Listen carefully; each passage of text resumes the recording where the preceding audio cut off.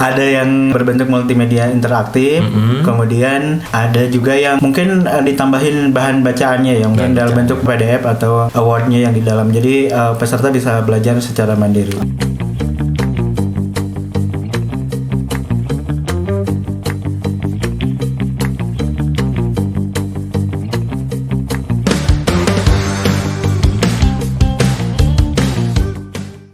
Assalamualaikum warahmatullahi wabarakatuh. Bertemu kembali dengan saya Kang TPG di Ciloto Podcastnya BBPK Ciloto. Sobat belajar semuanya, apa kabar nih? Semoga semuanya sehat walafiat ya, sobat belajar semuanya. Nah, sobat belajar pernah mendengar nggak waktu sobat belajar mengakses pelataran sehat atau LMS, sobat belajar pasti mungkin ada salah satunya alumni peserta kita. Di sana ada learning asset ataupun aset pembelajaran yang dinamakan MOOC ataupun Massive Open Online Course, pembelajaran mandiri yang berbentuk asinkronus. Nah, itu MOOC di Kementerian Kesehatan ini lahir mulai dari Ciloto, BBPK Ciloto, khususnya tim kami semuanya. Nah, di Ciloto ada namanya tim inovasi dan digitalisasi pelatihan ataupun tim MOOC dulunya. Itu yang bagaimana mengarrange, memproduksi dan mempublish aset-aset MOOC yang mungkin sobat belajar semua mantan alumni-alumni yang pernah mempelajari MOOC itu. Nah, di episode kali ini ada kru di balik layar yang akan Kang TB gali ya, bagaimana pengalaman teman-teman mengarrange ataupun memproduksi MOOC. Di sini ada Kang Agung dan Kang Asep. Apa kabar Kang Agung dan Kang Asep? Alhamdulillah sehat. Oke, Kang Agung ini tim yang biasa membuat MOOC ya di BBPK Ciloto. Kita kan sudah berapa ya Kang Asep, ingat nggak? Ada berapa MOOC yang sudah kita buat? Kalau tidak salah ada 18 MOOC Kang. 18 MOOC yang sudah kita bikin ya. Dan pasti ini salah satu sobat belajar yang nonton di episode ini salah satu alumninya nih. Nah, kita ini tim produksinya, tim kru yang membuat MOOC tersebut. Nah, kalau di MOOC kita ini, ya boleh ya Kang Agung dan Kang Asep, biasanya MOOC-nya itu apa aja sih yang menjadi media yang disajikan buat teman-teman? Bentuknya apa aja? Mungkin Kang Agung dulu.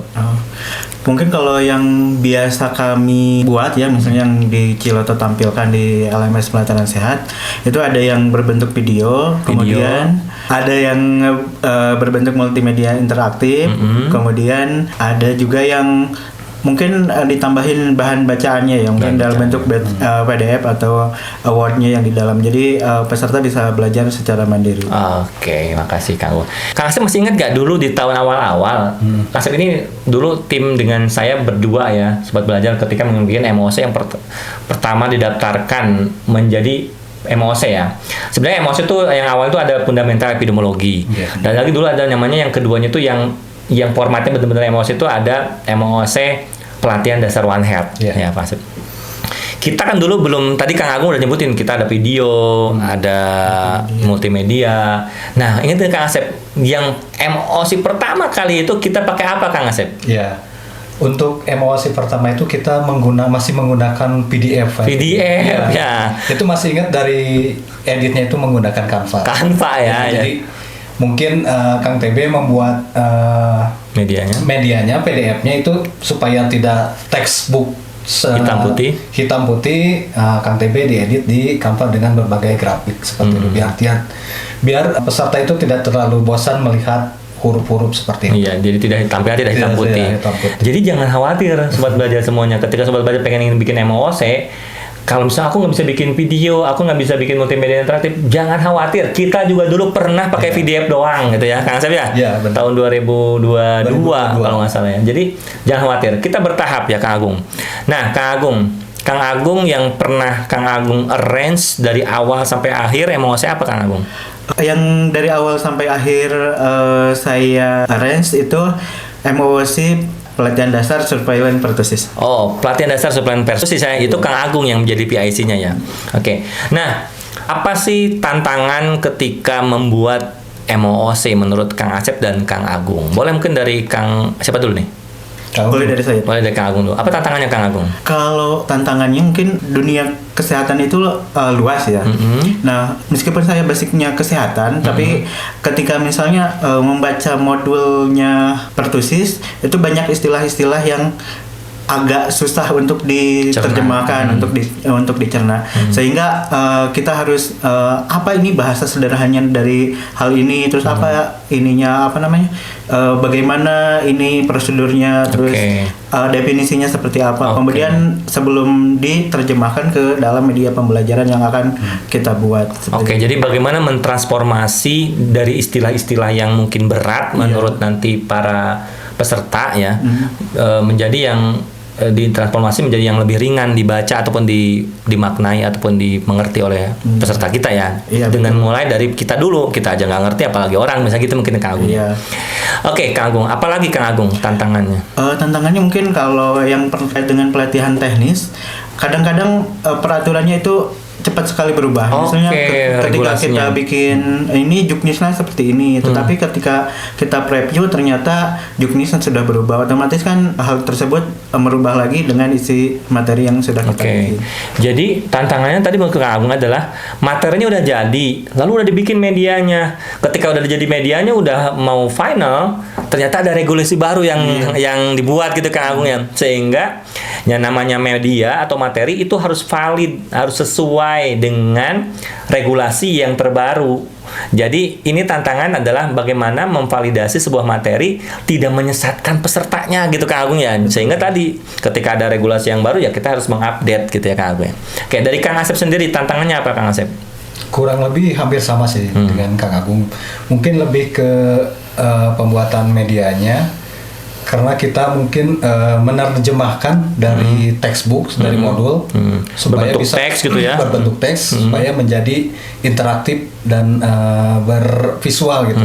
Jadi bagaimana caranya kita memvisualkan textbook ke dalam visual media gitu. Dan juga dibumbui gimmick-gimmick ya Kang Asep, bisa ada dialog seolah-olah gitu ya. Video seperti itu. Nah, di dalam kegiatan pengembangan MOOC itu kan ketika kita bikin media itu harus tervalidasi oleh ahli-ahli materi. Karena kalau teman-teman kan ahli yang membuat medianya, sedangkan ahli materinya adalah para pengampu ataupun ahli-ahli mungkin di direktorat gitu ya. Nah, tantangannya apa menurut teman-teman terkait dengan emosi yang berkaitan dengan hal yang barusan kita terkait dengan validasi materi? Mungkin tantangannya ini apa namanya? Ketika materi udah siap nih, kita udah siap. Nah, kita harus direview oleh ahli materi tersebut. Nah, kadang-kadang dari ahli materinya itu ada sibuk atau seperti apa. Jadi mencocokkan jadwal kita dengan ahli materinya itu yang agak-agak butuh tantangan tersendiri. Nah, boleh mungkin Kang Asep men-spill. Emang prosesnya kayak gimana preview tersebut Kang Asep? Mungkin boleh diceritakan Kang Asep. Untuk previewnya mungkin pertama kita pembuatan kurikulum, kemudian modul. Nah mungkin setelah modul jadi mungkin kita sebagai tim produksi media bekerja. Nah setelah kita membuat satu media, kita melakukan review pertama. Seperti apa nih kita sajikan ke tim penyusun kurikulum, apakah sudah sesuai dengan modul yang dibuat atau tidak. Nah di sini mungkin tantangannya yang seperti Kang Agung bilang tadi, mencocokkan jadwal untuk pertemuan seperti apa, dan juga mungkin tidak berkumpulnya semua tim penyusun itu juga jadi tantangan. Bisa jadi tim penyusunnya misalnya si A gitu ya, merekomendasikan revisinya ini salah nih. Terus pada saat preview yang kedua, pada saat preview yang pertama si B, si C nggak datang. Pada saat preview yang kedua si C pengennya lain lagi gitu ya. Bahkan balik lagi ke yang porsi yang tadi gitu ya. Itu mungkin tantangannya Kang Asep ya. Jadi kita mungkin bisa sampai 4 kali merevisi media tersebut karena media revisi pertama nih penyusun udah oke. Kemudian pada saat preview hasil revisi ada penyusun yang tidak hadir di preview pertama. Nah di situ ada pergolakan, ada perdebatan lagi, ada pertentangan dari tim penyusun modul juga. Akhirnya kita merevisi kembali. Ya memang kita juga harus bisa, soalnya harus bisa mempertanggungjawabkan apa yang kita buat. Sehingga tadi masukan-masukan dari diskusi tadi baik itu si A, si B, si C, ya kita tampung, tapi mereka harus clear dulu antara mereka gitu ya Kang Asep ya. Mereka harus clear sehingga ketika nanti kita sajikan kepada peserta halayak banyak, itu sudah valid dan sudah kredibel bentuk materinya gitu ya Kang Agung. Nah, kalau tantangan dari pengembangan diri sendiri, kan sekarang teknologi makin cepat ya, makin maju. Dulu 2022 tadi Kang Asep pernah cerita, dulu kita pakai VDF saja, akhirnya kita berubah menjadi media lainnya. Nah, apa usaha yang dilakukan oleh Kang Asep dan Kang Agung untuk mengimbangi kemajuan teknologi ini? Mungkin kemajuan teknologi kan sekarang kan teknologi sudah berkembang cepat sekali Kang. Sekarang malah ada AI Kang. Nah, AI juga sih ngebantu kita juga. Misalnya dalam membuat naskah. Nah, kita dibantu oleh AI. Misalnya kalau dulu kita harus bikin naskah satu-satu. Nah, kalau sekarang tinggal kita masukin prompt yang benar di AI-nya, kemudian AI-nya itu akan langsung membuatkan naskah. Tapi kita juga harus edit lagi supaya benar sesuai dengan kurikulum yang dikeluarkan. Oke. Jadi walaupun pakai AI tapi tetap kita review ulang naskahnya, terus juga divalidasi oleh penyusun materi tadi ya Kang Agung, biar tentunya divalidasi oleh ahli materi ya. Biar tidak melenceng gitu ya Kang Agung. Dari sisi Kang Asep, apa yang dikembangkan dari Kang Asep dengan kemajuan teknologi ini? Oke, baik, mungkin melihat ke belakang, kita di akhir tahun 2022 kita membuat medianya hanya berupa PDF melalui Canva. Nah, mungkin di situ kita mengembangkan mencari beberapa aplikasi yang mungkin bisa membantu dalam pembuatan medianya. Mungkin dulu kita pernah mencoba Genially ya, yang interaktif juga ya Kang. Ya, interaktif. Berbayar. Dalam pembuatannya ternyata membutuhkan effort yang lebih gitu kan. Akhirnya kita mencari lagi software aplikasi-aplikasi yang lain, dan akhirnya kita menemukan storyline yang mungkin lebih penggunaannya lebih mudah, lebih bisa custom apapun, dan juga mungkin lebih banyak dari yang sebelumnya seperti itu. Jadi kita terus mengimprove diri kita ya. Benar. Dan tadi akhirnya memadukan antara beberapa aplikasi yang sudah kita miliki dengan kemajuan yang kita ini kan ya Kang Asep dan Kang Agung. Oke, Kang Asep dan Kang Agung.